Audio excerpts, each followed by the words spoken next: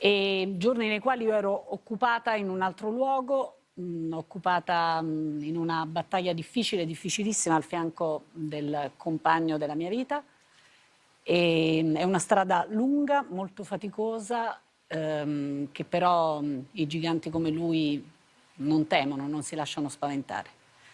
E ho pensato molto in questi giorni al lavoro che facciamo, raccontiamo il paese tutti i giorni, raccontiamo le disavventure, i guai, le cose che non funzionano.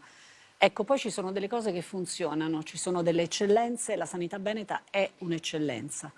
Voglio ringraziare il reparto di cardiochirurgia dell'ospedale di Treviso, dal primario ai chirurghi straordinari, gli infermieri, i medici tutti, la fisioterapista, questo Angelo coi capelli rossi, che è un sergente maggiore, che si sposta dal reparto alla terapia intensiva.